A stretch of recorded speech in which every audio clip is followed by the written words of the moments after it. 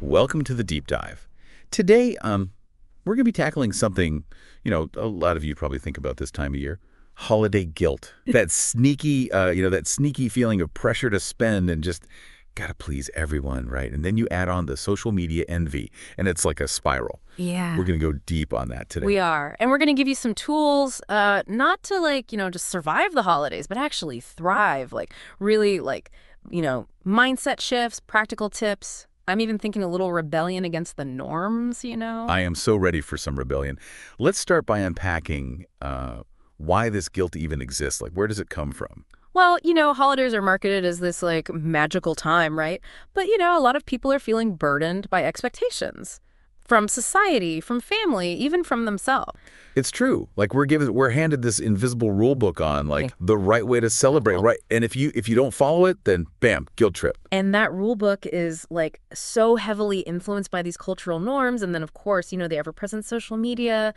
I mean, it's no wonder so many people feel like they have to create these picture-perfect holiday moments and buy these crazy expensive gifts and host these huge gatherings. It's like, who can outdo each other? It's like competing for the most Instagrammable holiday ever. Sure. And honestly, it's exhausting. Totally. And it's dangerous, too. You get into that comparison trap and it fuels these feelings of not being enough and envy and resentment.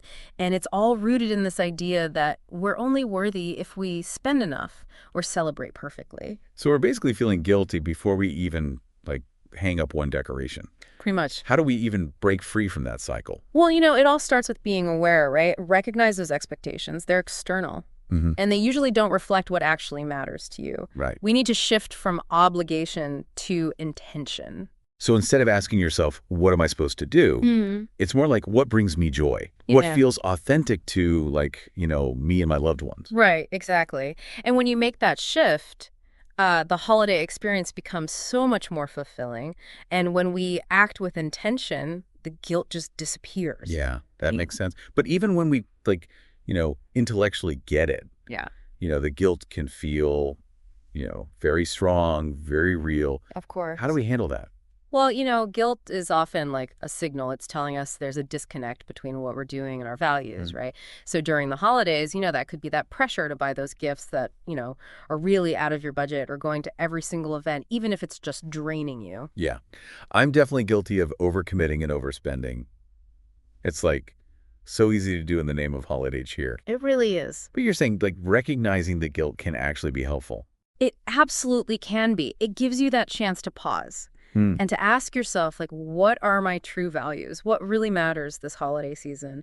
And it's a chance to realign.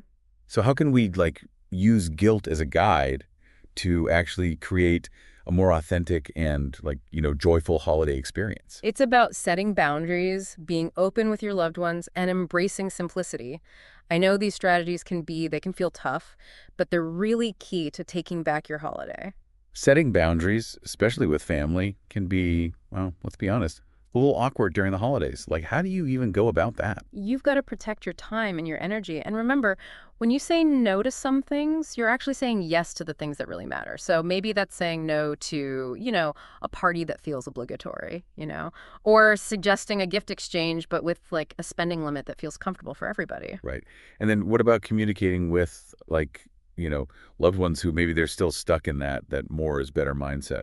Being honest and open is so crucial. Explain to them, that you really want to focus on quality time and experiences that mean something instead of extravagant gifts.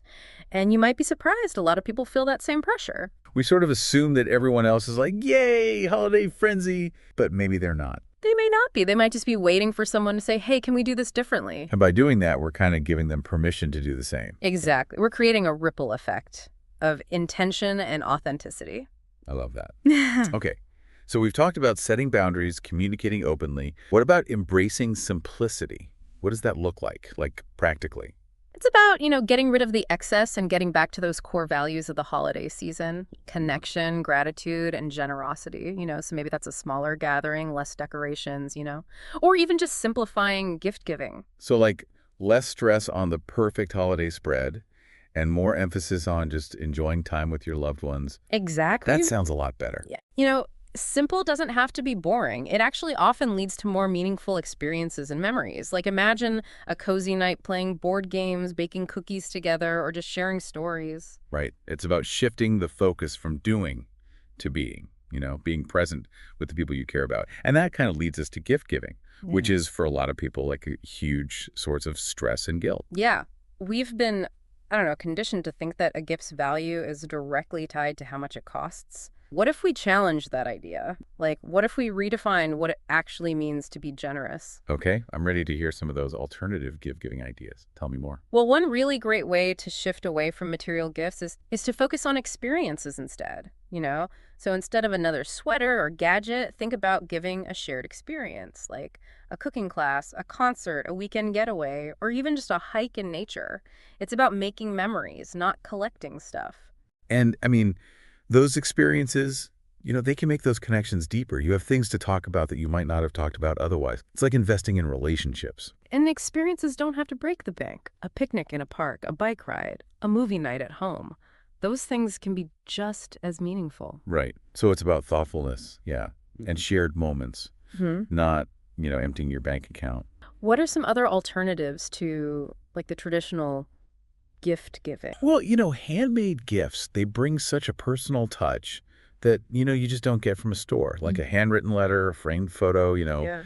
a playlist of their favorite songs. Those are all pretty simple, but they're so meaningful. It's not about, being a master crafter or anything. It's about the thought, right? The effort you put into it. And, for people who do like to make things, the holidays are the perfect time to get creative. Like you can bake something, knit, or even, make candles. For sure. And those gifts, they become tangible, like physical expressions of your care and affection. What about charitable donations? I've always loved giving to a charity in someone's name. How can we make those, feel more personal? Involve the recipient. Let them choose the charity or the cause. They'll feel like they're a part of that giving, and it becomes, again, a shared experience. Oh, that's a good idea. Like it adds this whole other layer of meaning to the gift. You could even make it a family thing, you know, choose a cause you all care about and donate together. It's a wonderful way to be generous and support something that's close to your heart. So we've talked about experiences, handmade gifts, charitable giving. What are some other ways, we can rethink gift giving? Sometimes the best gifts aren't things at all. Acts of service can be so meaningful, especially during the holidays when everyone is, so busy. Right. Give me some examples. What kind of active service gifts are we talking about? Well, think about helping with something that maybe the person doesn't like doing. Like maybe they hate organizing, or they hate running errands. Maybe you could cook them a meal if they're just feeling overwhelmed, or offer to babysit, so a busy parent can get a break. Or even just, be present, be a good listener if they need someone to talk to. Those are all really good ideas. You're giving your time and energy, which are often way more valuable than anything you could buy. Right. Absolutely. And it shows you care in a really practical way. I really like this idea of shifting from material gifts to more thoughtful things. It feels, I don't know, freeing. And it seems way more in line with what the holidays are really about, right? It is. And, all these shifts, they have a ripple effect.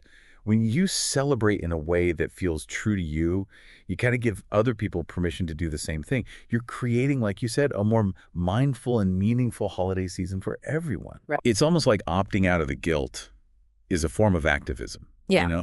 You're pushing back against this consumerism and all this pressure that's become such a big part of the holidays. It is. By making those conscious choices, we're challenging those norms and creating something better, something real. This conversation is making me realize how connected everything is. Our choices, our values, our relationships, especially during the holidays. Yeah. They all influence each other. So the holidays are like this magnifying glass. Yeah, they amplify things. You see the best in people, sometimes the worst. But when you approach them intentionally and you're aware of what's happening, you can create a much better experience for yourself and the people around you. Yeah, I'm starting to see that. We really do have the power to redefine what the holidays mean to us. It's about shifting from obligation to joy, pressure to connection. And that can have such a big impact on how you experience not just the holidays, but your whole life. I'm feeling really inspired to reclaim the holidays this year, ditch the guilt, and just really enjoy it and create something more authentic for me and the people I care about. That's great. And remember, so many people are trying to do the same thing. They want something that's more meaningful. And, by embracing these strategies, we can make that happen. Yeah. This has been such a great conversation. Before we wrap up this part of our deep dive, is there like one thing you want to leave our listeners with? I just hope everyone feels empowered to create a holiday season that really reflects their values and brings them joy without all that guilt. Hmm. It's about connecting and being real and celebrating in ways that are truly meaningful. I love that. So for our listeners, we're going to leave you with this thought. How would you define a guilt-free, joyful holiday season? Write it down. Maybe share it with your loved ones and commit to making it happen. You deserve it. Okay, so the holidays often like magnify those connections we have, the good and the bad. How do we deal with those moments when, we feel those old expectations creeping back in or the pressure to conform to like what everyone else is doing? Communication is so important. Having those open and honest conversations with the people you care about, wanting to do things differently can be a big first step. But sometimes those conversations can be tough, especially with family. Like, how do you have those conversations without, hurting feelings or making it awkward? It's about starting from a place of understanding, right? You're not trying to tell them what to do. It's more like, hey, can we talk about this? Like, Yeah. you're expressing your desire to make the holidays less stressful and more meaningful, and you're asking for their input. So instead of saying, we need to stop buying so many gifts, it's more like, hey, I was thinking about, how we can make the holidays more about connecting and less about the stuff. What are your thoughts? Yeah, exactly. It's a conversation, right? You're acknowledging their perspective, but you're also sharing yours. You're finding that balance that works for everybody. What if, like, you try to have that conversation, but someone is just, like, totally resistant to change? They want to keep doing things the old way. What do you do then? That's when boundaries are super important. You can't control other people, right? But you can decide how you participate. So if someone insists on, this big gift exchange that just doesn't feel right to you, you can politely decline. You can say, I'm choosing to focus on something different this year. It's about staying true to yourself, even if it means, changing up some traditions. And remember, it's a process. You don't have to change everything overnight. It's more like gently nudging each other towards a way of celebrating that feels better for everyone. A journey, right? It is. And it's okay if not everyone's totally on board right away. Change takes time. It's about being understanding and compassionate. This is making me realize that creating a holiday season that's actually enjoyable and guilt-free, it's about way more than just the gifts or the decorations, right? Right. It's so much bigger than that. It's about how you think about it, your values, and those honest conversations with the people you love. It's really about personal growth. And that goes beyond just the holiday season. Yeah. It makes me think about what you said before about, like, how holiday guilt reflects what's going on in society as a whole. We're always getting these messages that we're only worthy if we're productive and have nice things and have a certain status. No wonder we feel so much pressure to keep up with everyone else, especially during the holidays. Those messages are everywhere, and they can really get to you. They get into your head and affect how you feel and what you do. And the holidays just turn that volume up. We're surrounded by these images of the perfect family and tons of gifts and these amazing parties. It's hard not to compare. So how do we tune out those messages and feel good about ourselves based on, something real, not just what we see on social media or whatever? You have to start by noticing those messages. See them for what they are. Pressure from outside, not something that defines your worth. And once you see them, you can start to question them. Ask yourself, do I really believe this? Is my worth based on the size of my house or what brands I wear? It's about deciding what your own values are and creating a life that reflects those values, right? Exactly. It's about looking inside, not outside. What brings you joy? What makes you feel, alive? Those are the things that actually matter. And when you start to feel good about yourself on the inside, all that pressure from the outside starts to matter less. It does. It's a journey, for sure. But it's worth it. As you start to, really live by your values, you'll make choices that make you feel good and create a life you actually enjoy. This conversation has been, really eye-opening. It's given me a whole new perspective on not just the holidays, but, just life in general. I'm glad to hear that. And remember, there will be times when, you feel those old expectations pulling at you. But every time you make a conscious choice to do things differently, you're getting stronger and more committed to living authentically. This feels like a good place to, pause and really think about everything we've talked about so far. We've gone deep on where holiday guilt comes from, how to create a more authentic and joyful celebration, and how to, challenge those messages from society that can make us feel bad about ourselves. It's been a great conversation. And in our final segment, we'll get into even more tools and resources that can help you on this journey towards a more joyful holiday season. We've talked about, changing how we think about things, figuring out what really matters to us, and setting boundaries. Now, what are some practical things our listeners can do to, actually create that holiday season they really want? Yeah, it's about putting all these ideas into action. And you don't have to do it all at once. Start small. One thing that can really help is focusing on gratitude. Gratitude is great, but how does that help with the guilt, specifically? Well, when you focus on what you're grateful for, you're not thinking about what you don't have or, what you think you should be doing. It reminds you of all the good things that are already in your life. So, instead of stressing about the perfect gift or, that Instagram-worthy holiday, you can just appreciate being with people you love, sharing a meal, those simple things. Exactly. It's about savoring those moments. And gratitude kind of fills in the space where the guilt usually is. Yeah, that makes sense. What are some other things people can do, in the moment, when they feel that guilt starting to creep in? Mindfulness can be really helpful. Things like meditation or just, taking a few deep breaths. That can help you create some space between you and those negative thoughts. You can just observe them without judgment. So instead of getting caught up in that, I should be doing more, you can just, stop, breathe, and be in the moment. Exactly. Mindfulness is about finding that peace and acceptance. And that can be so grounding, especially during the holidays when there's so much going on. These are great strategies. But what if, you try all these things and you're still feeling overwhelmed with the guilt?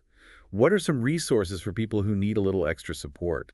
Therapy can be really helpful. It gives you a space to really figure out where the guilt is coming from and learn how to cope with it in a healthy way. Sometimes it's good to have someone, outside of the situation who can give you a different perspective and help you figure out what to do. And there are a lot of resources online too and support groups. You can connect with people who get it, who are going through the same thing that can make you feel less alone. Right. You're not the only one who feels this way.